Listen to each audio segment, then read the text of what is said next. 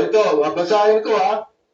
O, ang sabi mo, ganito, kung abante, paswelduhan ka ng taxpayer, gago. Tinawag mo akong tinawag mo akong gago. O, bakit? Ba't mo ginawa sa akin yun? Gusto mo ba akong umiyak ngayon sa'yo? Sabihin ko pa, ginawa sa akin yun. Bakit mo ako tinawag na gago? Bakit po?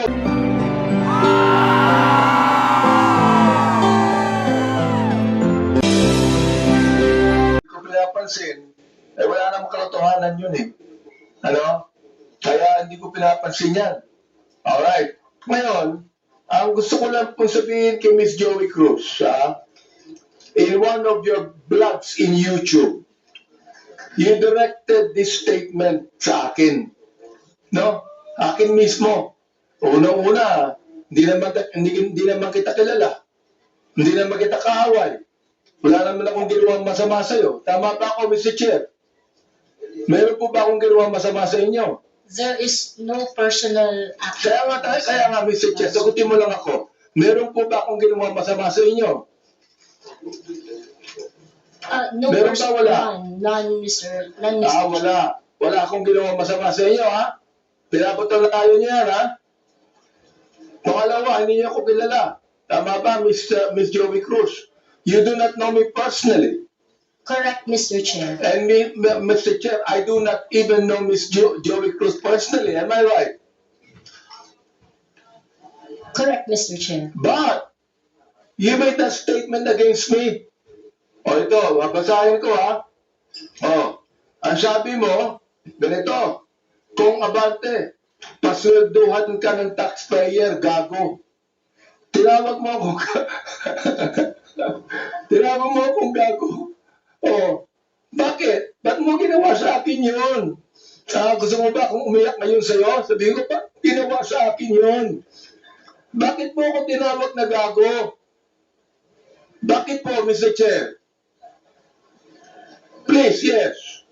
Mr. Chair, and I think it is already established that we do not know each other Ano personally. po yung pakilakas nga po? Hello, Mr. Chair. Mr. Chair, okay. I think it is already established that we do not know each other personally. Therefore, the statement was said based in a not personal way, but it is an observation of my reaction. Mr. Chair, meron ka pang salita. Your observation is that I'm gago? Is that your observation? This pertains to the public function as I perceive it, Mr. Chair. No, you're public what? Public action, Public Mr. Chair. action.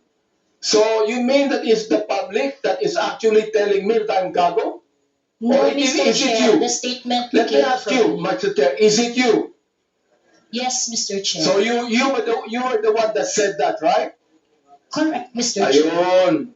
Pero hindi mo ko kilala. Wala akong ginawang masama sa'yo. Yes, Mr. Chair. It What is is your already right to established. tell me that I'm gago?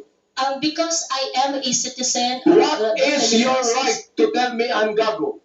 That is part of my freedom of speech, Mr. Oh, Chair. is that right? Yes, Mr. So Chair. your freedom of speech is to tell a person that he is gago? Freedom of speech ba yan? My freedom of speech, part of my freedom Ang of galing speech is mo. to react Ang on the galing mo. action of Isa a pa, public sinabi official. mo in another post, sinabi mo. Pero alam mo, kaya tayo nag-meeting dito, parang mini-mention ko ito, no? Pero sa totoo lang, hindi ko pinansin yan, matagal na yan eh. Di ba? Hindi ko pinansin yan. Ito ang sabi mo, you know, kung Benny Abante, I can find all of this. Isasampal ko ito sa pagmumukha mo. Is that still freedom of speech? Mr. Chair, I am not very familiar Yes with or no, those. Mr. Chair? Is that still, you think, freedom of speech? When you said, isasampal ko ito sa pagmumukha mo. Mr. Is Chair, that freedom of speech? yes, Mr. Chair. Ganon. Oo. So, ibig sabihin, ganito, if I tell you right now, sasampalin kita freedom of speech yan. That's part of your freedom, Mr. Chair. Pag sinampal kita, hindi na freedom of speech yan. Of course, sir, it's overt Ay, hindi action na. already. Yes, Hindi sir. na, no? Yes, sir. Oo, ang galing. Mahusay ito. Oo, magaling ka. No, ang sabi mo, I'm going to be fucked. Hindi ko masabi to, Mr. Chair. F-U-C-K-E-D. Prepared. Binanggit mo yun? Mr. Chair, Bakit naman? Mr. Chair, Ano may ba I nagawa know kong when kasalanan that post sa'yo? was posted? Mr. Chair, Oh. Mr. Chair, so that I can answer intelligently on the question You of, can, Mr. Chair, may I know you can the name answer of the post? intelligently. I But cannot what you answer. said here is not intelligent. Let me ask you, Mr. Chair. Nung sinabi mo, Company Abante, I can find all of this, isasampal ko ito sa pagmumukha mo. Is that intelligent? Mr. Chair, I cannot intelligently answer if I do not know when the post was posted. You don't know, Mr. Yes, Chair? Mr. Chair, I think in a day I post maybe 50, Well, 50 posts in a day. I would like to understand, It Mr. means, Chair. Mr. Chair, that you can post something today and you forget that tomorrow. Am I right? That is correct, Mr. Chair. That's very likely. So, pakiklaro nga, Mr. Chair. Ano yung isasampal mo sa pagmumukha ko? That is why, Mr. Chair, for me to intelligently answer your question, I need to know when it was posted. Well, we are going to get the date when this was said. Thank you, Mr. You will be able to know. Thank you. Kaya, pinapakonfirm ko lang yung statement na yan eh. Ibig sabihin, do you believe, hindi ko na sabihin ang freedom of speech. Do you believe that this falls under protected speech? I'm so sorry, Mr. Chair. May you please repeat Do the you question? believe that this falls under protected speech? Mr. Chair, like I said earlier, I would like to know first the context of the post. But rest assured, Mr. Chair, that when I post in my platform, I make sure that it is a reaction on the news or public action. As a political observer, I always practice. Miss Cruz, is this a political statement? You were saying a political observer. Is this a political statement? Do you believe that using profanities, insults, and malicious accusations online represent fair and respectful, intelligent discourse? Except as part of your statement, Mr. Chair, the malicious imputation you said, except that, the rest that you said, yes, it is part of the healthy public discourse. It is part of what, Mr. Chair? Healthy public discourse. Therefore, pag binanggit natin using profanities, insults, and malicious accusations, that is, anong tawag mo doon? Part of the healthy discourse, Mr. Chair. Healthy discourse. Healthy discourse ba yun? Yung Yes, Mr. profanities, Chair. Yes, Mr. Chair. insults, and malicious statements, healthy discourse sa yun. Yes, Mr. And that's the Chair. reason why, Mr. Chair, that we should now actually craft a legislation to put a stop to Miss Joey Cruz, who seemed to be intelligent, and a woman using profanities, malicious insults, saying it is healthy. Yes, Mr. Chair, I stand by my statement. Everything you said, except the malicious imputation, which I do not do, is part of a healthy public discourse. It is part of my freedom of speech. In fact, it is recognized under the Universal Declaration of Human Rights Act that I It is should be able recognized to what? express my opinion without Miss interference. Joey Cruz, I am the chairman of the Committee on Human Rights, and this is not recognized. profanities, insults, and malicious words are violation of human rights. You violated my human rights. Mr. Chairman, Mr. Chairman, Mr. Chairman, may I inquire, sino po yung sa tabi ni no resource person? Please identify yourself. Are you the lawyer of Yes, Your Ms. Honor. Cruz? I'm Attorney Mark Anthony Manuel. I'm the counsel for Ms. Cruz, Your Honor. Have you entered your appearance here? Yes, Your Honor, please. So Mr. please Chair. be reminded that you can only give legal advice your that, and you ask the chairman. Yes, Your Honor. Please sit not in the resource person at the back. You are not allowed to sit at the back. You sit at the back. Yes, Lawyers are not allowed to sit beside the resource persons. And please be advised that as permission by the chairman. Yes, yes. Also sit at the back. Yes, Mr. Do not sit beside your client. And rest assured that I am only advising my client as to And then, her so legal ask the rights. chairman the permission before you give the advice. Yes, Mr. Chair. Also sit at the back. Thank you, Mr. Chairman. Rather, may I request that all social media personalities take the microphone and introduce yourself one by one, starting to the nearest to the chairman. Good afternoon, Mr. Chair. I am George Ahmed Paglinawan. I am a lawyer. I am not Ado Paglinawan, the one that was mentioned by the Commodore Tariela. I believe there's another person who is named Ado Paglinawan, and I'm sure that that is not me. Thank you. Okay, next. Yes, my name is Darwin Salcedo, known as Boss Dada in YouTube and Facebook. Next. My name is Dr. Richard Tesoro Mata. I'm a health blogger pediatrician. Next.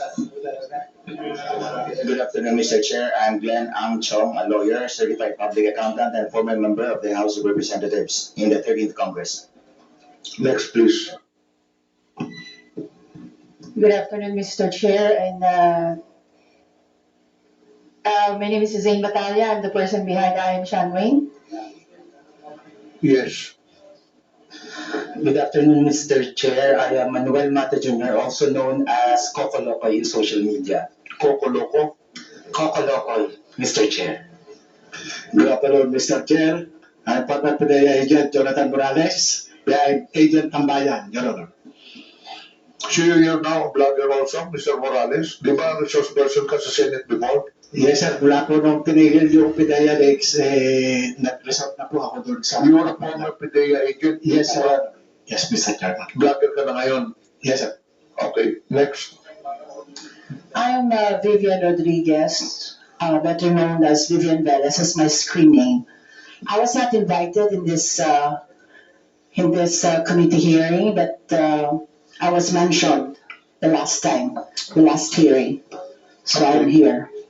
Anyway, this is a public hearing. Anyone is welcome to attend the hearing. Next. Good afternoon po, Mr. Chair. I'm Alvin Montero. I'm not a blogger or I'm not a journalist. Thank you. Good afternoon, Mr. Chair and honorable members of the committee. My name is Claro Ganyak. I'm a retired professor. I'm not a blogger. I'm just express my opinions in social media. Okay. Thank you, sir. Good afternoon, Mr. Chair. Ako po si Elijah San Fernando po, isa pong manggagawa at unionista, kilala sa TikTok at Facebook bilang Eli San Fernando. Next, please. Good afternoon, Mr. Chair. My name is Maria Florinda Princess Duque, or better known as Pebbles Duque. I am now a law student. Next, please. Good afternoon, Mr. Speaker. Mr. Chair, sorry. I'm Dr. Ethel Pineda Garcia. Okay. I think there are some vacant seats. Pwede na po kung kunin yan. Yes. I am Trixie Cruz Angeles. I am a lawyer. Next, please. continue, Mr. Chair? Wait, meron pa yata dito. So, kompleto na po ba ang mga social media personalities? Who is Vicente Cunanan? You're also a social media personality? Okay, so you cannot proceed with your interpellation. Thank you, Mr. Chair. Again, Ms. Cruz, do you believe that freedom of expression is not absolute? Yes, Mr. Chair. You do. Of I'd course. like to ask the other bloggers if they also believe that. Yes, Mr. Chair. You also believe that? Okay. Sir, Now, there's always a limitation. Ms. Cruz said, yung kanyang statement sa YouTube, no? Na profanities, insults, malicious is a healthy discourse. Gusto kong tanungin yung mga vloggers natin, do you agree with her on that? Yes. That profanities, insults, and malicious accusations is a healthy discourse and a part of the freedom of expression? And we would like to ask every blogger to answer me yes or no if they believe in that. Mr. Chair, can I be recognized? Yes. Mr. Chair, no other than the highest court of the land has repeatedly said na hindi po masama ang pagmumura, lalong-lalo na sa mga pampublikong opisyal, especially kung ang pinatutungkulan po ay yung official functions nila. Not the person, but their official functions, Mr. Chair. So yun po ang paninindigan, lalong-lalo na po namin bilang mga manggagawa, dahil kahit meron pong TikTok, Facebook o social media, sa komunidad po, yan ang lengguwahe ng mga manggagawa at ordinaryong Pilipino na nagagalit. Hindi po kasalanan ng mga vlogger o ng mga gumagamit ng Facebook, TikTok, X o kung ano pa mang social media platforms kung bakit merong ganito na mga pagmumura o profanities. Ito po ay lengguwahe ng mga manggagawa at ordinaryong Pilipino na Mr. Chair, nagagalit. Mr. Hindi Chair. ko, Mr. Elijah, hindi ko pinapagit yung lingwahe ng ordinaryong Pilipino. Ang pinapanggit ko, lingwahe ng vlogger. Hindi ka ordinaryong Pilipino. Mr. Chair. Tatandali lang, kasalala pa ako eh. Alright. Hindi ka ordinaryong Pilipino. Tama, mali. Ordinaryong Pilipino ako, Mr. Hindi, Chair. hindi ka ordinaryong Pilipino. Vlogger ka eh. No, ay manggagawa ako, Vlogger Mr. ka. Chair. Lahat pa ng ordinaryong Pilipino, vlogger? Mr. Chair, manggagawa ko Andali lang, na may andali lang. platform ho. Andali So, lang. ordinaryong Pilipino ako, Andali Mr. lang. Chair. Mr. Chair, Point of order. We have our rules here. I think the resource person cannot answer without being recognized by the chair. Sorry, Mr. Chair. okay, to reminder to all resource persons, let the interpolator finish his line of questioning in his statement, and resource persons can only talk when the chair recognizes them. Okay. Nabanggit mo kanina na yung profanities, yung insult, yung malicious accusation, kung yan ay sinabi sa kanyang, ang tawag doon, functions bilang public official, okay yun. Sinasabi mo, di ba? Yung... But not on a personal basis, correct? Yes, Mr. Chair. Sabihin natin, naniniwala ako dyan. Pero, hindi naman niya sinabi yan sa akin on my public functions, official functions. It is a personal accusations on me. Mr. Elijah. I cannot, Mr. Chair, can I be I cannot speak on behalf of Ms. Joey, Mr. Chair. Inaano ko lang yung sinabi mo. Yes, Mr. Chair. Okay, now I'd like to ask Ms. Joey, Ms. Cruz, are you insulting me on my public official functions, or it is a personal accusation on me? It's not a personal accusation, Mr. Chair, and I think we have agreed early on that we do not have any personal relationship. Yes, That that's is right. just- Pero ito, ang sabi ni Elijah, okay lang yon kung yan ay sinabi in my official functions as a public servant. Ano nga ba yung official functions ko? Yes, Mr. Chair. And Alam mo. So therefore, hindi ka naniniwala sa aking official functions, kaya tinawag mo akong gago. no, Mr. Chair. The observation that I uttered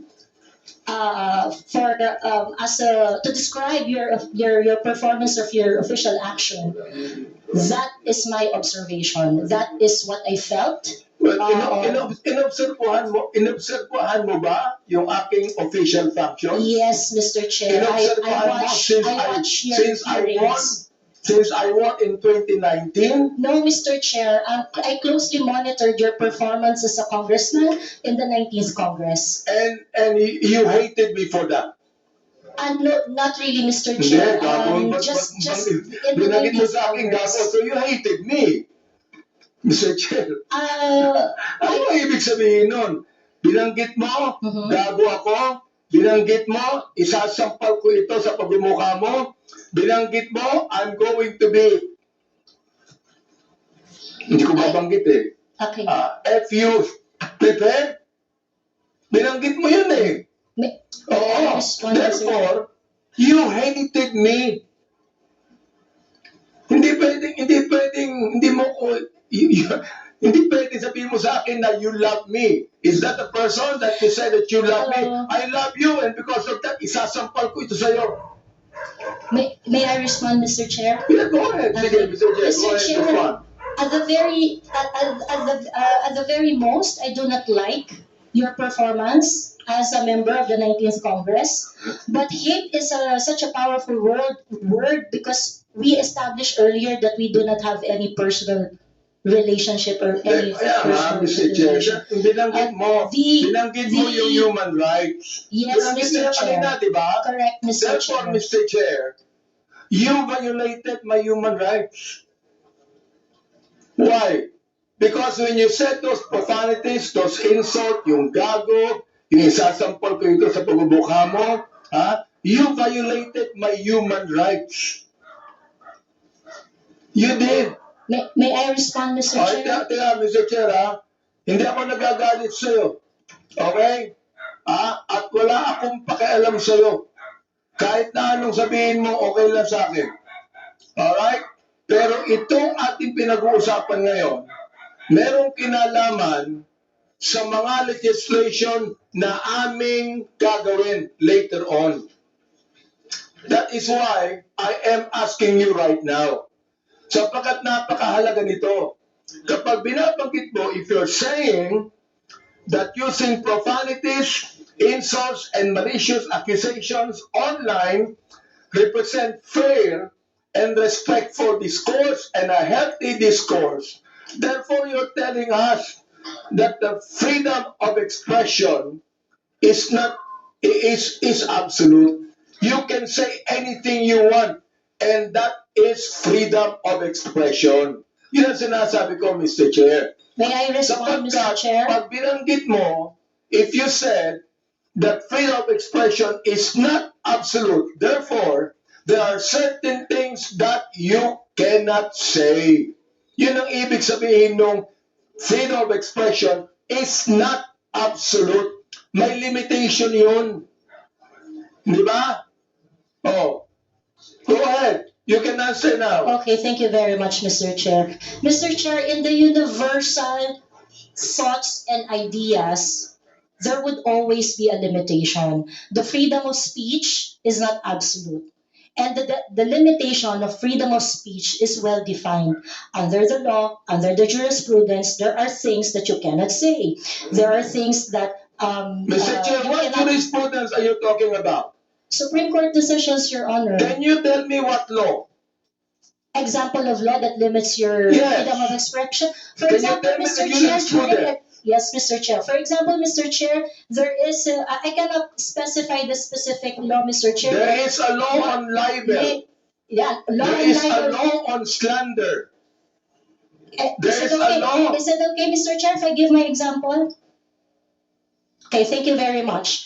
One example, and I think this example is very demonstrative, it is very illustrative of the limitation of freedom of speech. Right now, it is election, midterm election, and it is not allowed that people are going to campaign on the day of the election day.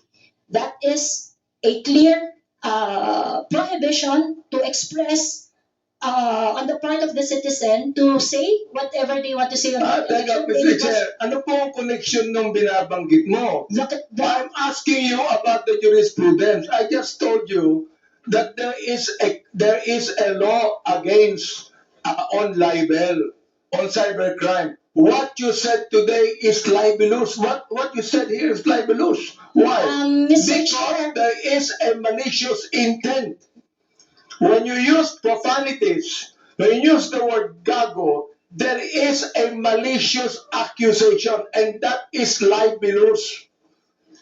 Mr. Chair, Oh, if that is your assessment, that and kind of listen, statement, you not will only have your libelous, Mr. Chair, dali lang ha, not only libelous, ha, that is also unjust vexation on my part. May I respond, Mr. Chair? Go ahead. Okay, Mr. Chair, if you think that you are violated by my exercise of my freedom, you would have your right and No, be no, in court Mr. Chair, so that, don't so worry. that the maliciousness of Mr. that Chair, statement don't can be worry, sorted I'm not out going in the to charge you proper in court. authority. Don't worry. I'm not going to charge you. If I charge you in court, matatalo ka eh. Pero hindi. Oo. Unjust vexation to. Alam niyo ba yun?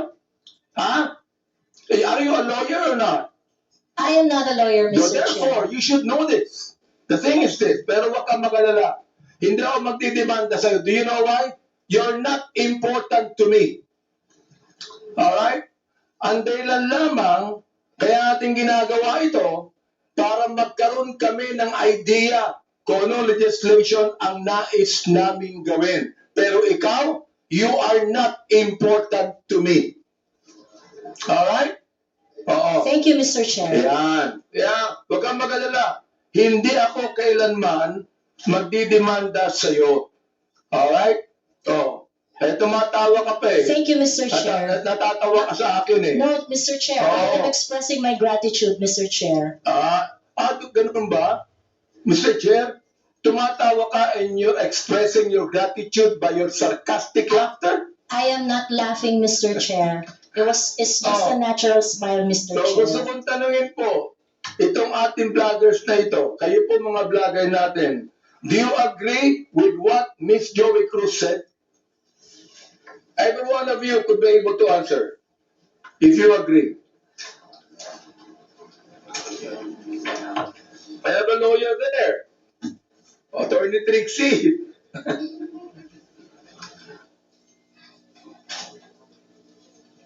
Attorney Trixie, you have the floor. Thank you, Mr. Chair.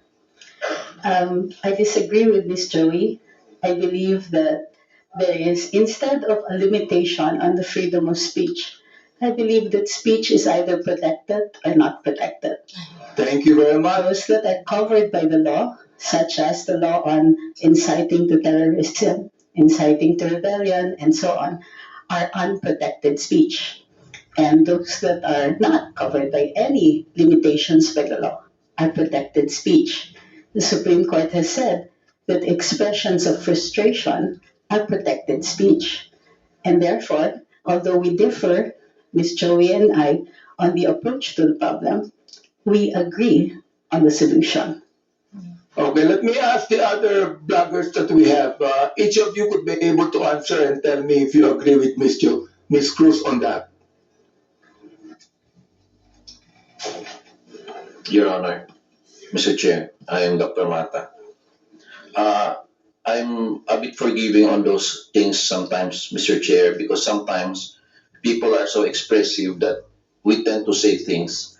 And I could cite, Mr. Chair, your example on the last hearing. You mentioned something as well. I won't mention it now, but you said something, but I know it was withdrawn as well. So I'm not affected by what you said, because sometimes you're just, in your emotions, you tend to say things which you said TANGA, but it's okay, Your Honor. Mr. Chair, let me answer that, no? When I say TANGA, binalik ko lang sa kanya eh. Siya ang unang nagsabi. Siya ang unang nagsabi. Para bang pinukul ka ng balisong, nasalubong yung balisong, binalik mo sa kanya. Kaya ako binanggit. Hindi ako ang unang nagsabi. Ang unang nagsabi, yung vlogger mismo, ibinalik ko lamang sa kanya. Ngayon, ako ang masama. Samantalang yung vlogger na nagsabing tanga ang gobyerno, hindi masama. Nung ako ang nagsabing tanga, ako naman ngayon ang masama. Ano ba talaga, Mr. Chair? Yes. Thank you for your explanation on that, Mr. Chair. Mr. Chair.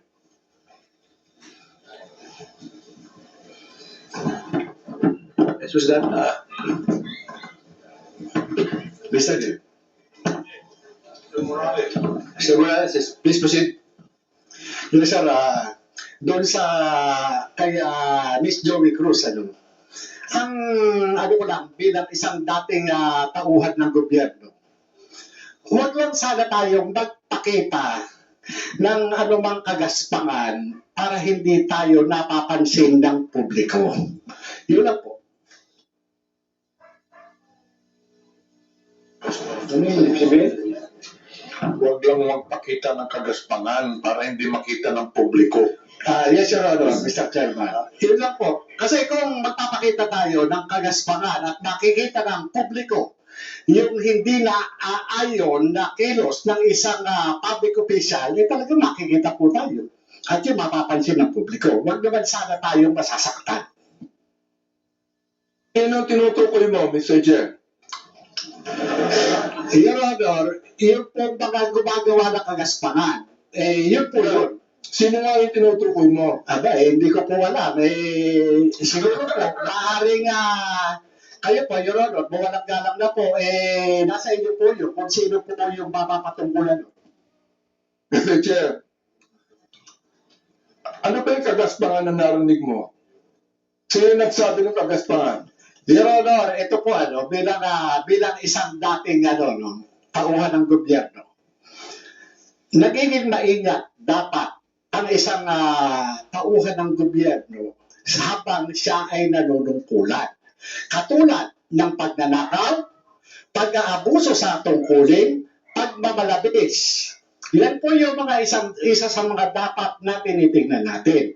At kung tayo man ay tauhan ng gobyerno, dapat ginagampanan natin ng buong husay, buong giting, tulad ng mga alagad ng batas na handang ialay ang sarili ng buhay para laban doon sa sinumpang tungkulin. Mr. Chairman. Mr. Chair, tama yung pinanggit ni Mr. Morales tama Pero ang tinatanong ko sa iyo, nag-a-agree ka ba sa sinabi ni Miss Cruz? Sa particular, Your Honor, Mr. Chairman. Hindi ka pa na nakikinig sa akin Bira namang buhay to. Pagpaumanin niyo po, Your Honor, at nangati po yung aking binti, maaaring hindi ko po Wala kang napansin. karapatang magsalita kung hindi mo narinig lahat ng mga sinabi. Iyon pong narinig ko. Very clear Meron po akong Very narinig. clear, Mr. Chair, ang sinabi ko. Kanina, pinag-uusapan natin yung lahat ng mga binanggit ni Miss Cruz. And I'm asking you now, kayong mga vlogger, mga objective naman kayo, di ba? Ano ang palagay niyo rito? Palagay niyo ba na itong malicious, ulitin ko para malaman mo, itong malicious, profanities, at insults, accusation na ibinigay po ni Miss Cruz, ay kasama po yan sa tinatawag nating protected discourse o kaya naman healthy discourse or freedom of expression. Yun po pinoprotektahan ng batas. Ito po yung yung opinion o saloobin ng isang mamamayang Pilipino patungkol doon po sa pagkukulang ng isang public officer. Yun po hindi pinoprotektahan ng batas. Ito po yung pag-iinganyo ng paggawa ng iligal o lapag sa batas. Yung pagkukulang, Mr. Chair. Eh kung walang ginawang illegal, may karapatan ba siya? Kung walang ganawang illegal, Your Honor, depende po Depende po sa napapansin at doon po sa nagbibigay ng opinion. Miss Joey, meron po ba akong ginawang illegal? Meron po ba? Nothing that I said in Yun, wala akong ginawang illegal. Meron ba akong ginawang immoral? There are things that I may not agree. You may because not of agree, that's fine yeah, with me. Yeah. Pero tinatanong ko, meron ba akong ginawang immoral? Oh, Differences I in agree values, that there Your are Honor. some things that you Differences do in- not agree. Okay lang yun sa Differences in akin. values, Your Honor. Di ba? Pero wala akong ginawang immoral o illegal. You said that yourself. So therefore, anong ibig sabihin ng profanities, insults, and malicious accusations you gave to me? Yan ang tinatanong ko. Ha? May I answer, Your Yeah, Honor? go ahead. Okay. First of all, Your Honor, I would just like to take exception once again that I never agreed to anything, any statement that is malicious as part of freedom of speech. It's not. What I said are not malicious. Those are observation on my end, and the profanity is part of part of my expression of discontentment, disgust, because my expectation for a public officer is not Therefore, met. Mr. Chair, when you're saying that a public official who is not doing anything illegal or immoral, and you said something malicious, insult and profanities, Again, that is your observation. And you have the right to say that. Again, Mr. Chair, I am taking exception on the malicious statement. My statements are not malicious because my statements are always pertaining to the exercise of the public duty of the officer I am responding So to. or therefore, when you reacting said to. gago, that is not malicious. That is not malicious, Mr. Chair. Okay. That is not malicious, ha? Yes, Mr. Chair. Oo. Eh, pero ako, Miss Cruz, kahit kailan, hindi naman kita kilala, hindi ko alam ang ginagawa mo, wala akong karapatang tawagin kitang gago. And I respect your opinion, Mr. Chair. Not my opinion. That is my belief. I Iba yung respect your opinion, belief, Mr. iba Chair. yung belief. Okay. I'd like to ask the other vlogger if they agree with Miss Joey on that. Una po, I agree po na this is not malicious kasi na-establish na po na hindi po namin kayo kilala personally. And kung sabihin namin mahal namin kayo, it is because of your work as public official. Hindi po ibig sabihin mahal po namin kayo bilang kung ano pa man, malisyoso. And when we say we don't like what you are doing, it is also not malicious. It pertains to your job as a government official. So I think magkaiba din po kasi yung sukatan sa public official and also private citizen. So I think it's important for us to understand the difference of and the limitation doon sa public official and sa private citizen. And I agree po. Lahat po ng sinasabi namin sa inyo because we don't know you personally are not malicious. It's not personal. It's about your job lang po. Yeah, sometimes, Mr. Chair, I'm not onion skinned. Ayan, ako, kilala ako ni Congressman Glenn. Kaibigan ko yan. I'm not onion skinned. Ang napagit lamang natin dito is how do we limit this? How do we regulate this? Yun ang aming inaanong batas. How do we regulate this kind of statements? Na masyadong personal to eh. Iba, hindi ko na nga pinapansin eh. Oo. Kung hindi lang binigay sa akin itong mga bagay na sinabi, makikita ko ba to? Hindi ko nakita to eh, Miss Joey Cruz eh. I don't even care about that anymore. Hindi ako apektado dito eh. Di ba? The thing is this, kayo makakatulong sa amin for us to be able to craft a better legislation to what? To tell you that the freedom of expression is not absolute. Yun ang nais naming sabihin dito. Oh, so, yung the rest of the vloggers, if,